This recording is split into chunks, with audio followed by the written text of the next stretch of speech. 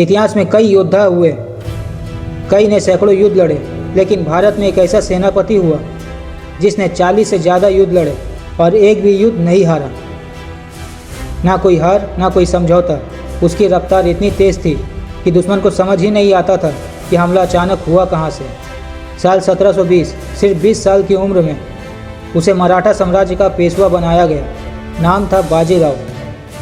बहुतों ने कहा इतना युवा मुगलों से टकराएगा, लेकिन उसने दरबार में साफ कहा दिल्ली तक मराठा ध्वज लहराएगा। ये शब्द नहीं थे, ये ऐलान था। बाजीराव भारी तोपखाने में विश्वास नहीं करते थे। उनकी ताकत थी उनकी गति। हल्की सेना, तेज घुड़सवार, अचानक हमला और फिर गायब। दुश्मन योजना बनाता ही रह जाता और मराठा सेना उसकी राजधानी के दरवाजे तक पहुंच जाती।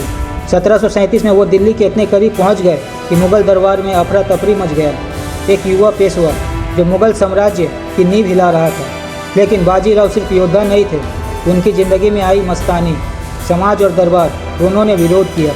उन्हें अलग करने की कोशिश हुई, पर जिस तरह उन्होंने युद्ध भूमि में पीछे हटना नहीं सीखा, उसी तरह प्रेम में भी वो पीछे नहीं हटे। 1740, सिर्फ 39 साल की उम्र में उनका निधन हो गया।